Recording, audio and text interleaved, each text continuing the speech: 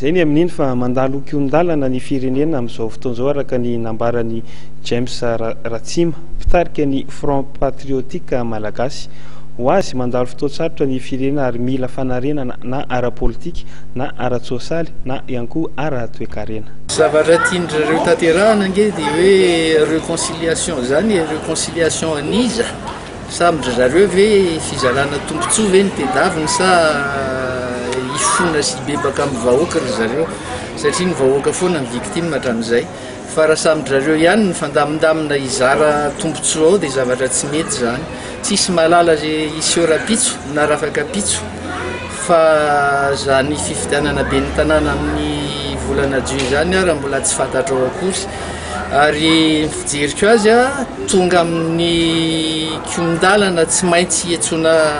zavatra hafa mifloa amin'izao fotoan'izao fa raha iziriziry amin'izao izy dia isy zavatra ratsy miseho eto amin'ny firenena efa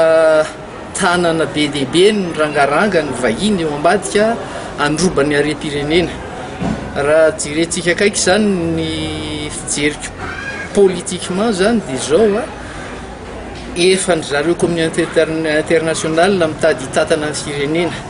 tonga ny sadaika dia manao ny ataony milaza mihitsy ny Amerikanina fa tsy maintsy manao reconstruction zany hoe tsisy ninona ntsony zany eto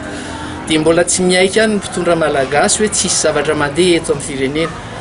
na lafiny ara-économique na ara-politique zany dia efa potika le firenena mila redressement total mila fanadiovana tanteraka ary mila manova toetsaina tanteraka le malagasy fa raha izao no mitohy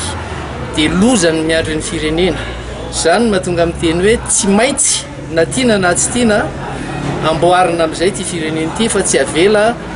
ho latsaka katerena ohatran'izao ny firenena betsaka ny olona vonona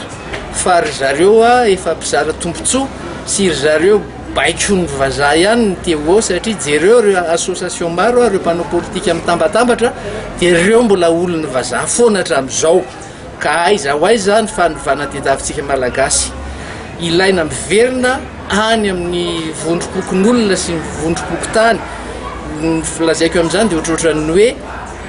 raha atao banky tokana dia ny sefim-pokotany rehetrarehetra no atao mitondra ny rôle ny gouvernement ragova taloha reny nge mahavita betsaka ary azo alamina ny fomba mety sy madio fa raha ohatran'izao ny anaovantsika azy dia tsisy zavatsy lamina eto.